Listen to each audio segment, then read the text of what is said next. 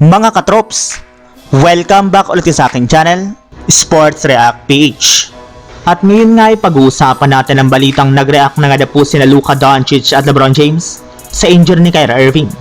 Pag-uusapan na rin nga natin dito sa ating panibagong video, ang balitang malapit na nga pong pumasok sa playoffs, ang Los Angeles Lakers.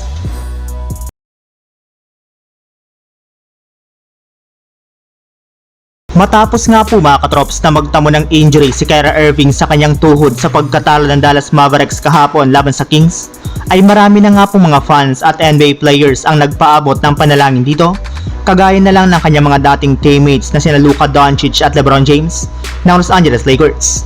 Marami rin naman nga po ang nangihinayang ngayon sa pagtatamo nito ng injury dahil siya na lang naman nga po sana ang nag-iisang player na inaasahan ngayon ng kanilang kupunan.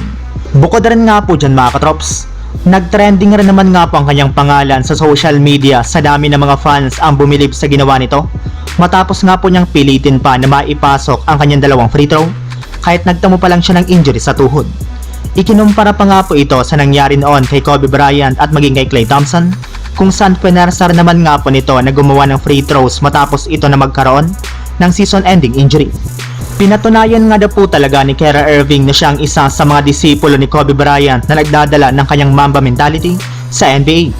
At sa kasamaang palad mga katrops, ay nangyari na rin naman nga po kay Kyrie Irving ang pinakakinakatakutang nangyari kina Kobe Bryant at Klay Thompson nang maibalita na nagtamo siya ng season-ending ACL injury sa kanyang kaliwang tuhod na magiging rason para hindi na siya makapaglaro sa mga susunod na game ng Dallas Mavericks.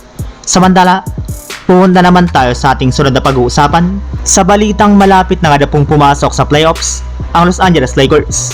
Nagkaroon na naman nga po muli mga katrops ang Lakers ng easy win ngayong araw laban sa New Orleans Pelicans sa paunguna nga po dito ni LeBron James na nagtala ng 34 points, Luka Doncic na kumuha ng 30 points at si Jackson Hayes na nagtala naman ng 19 points at 10 rebounds.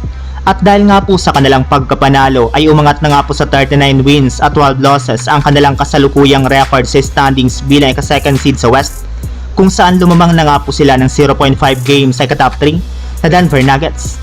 Sa madaling salita, lumalaki na nga po ang kanilang tsansa dito na makapasok agad sa playoffs.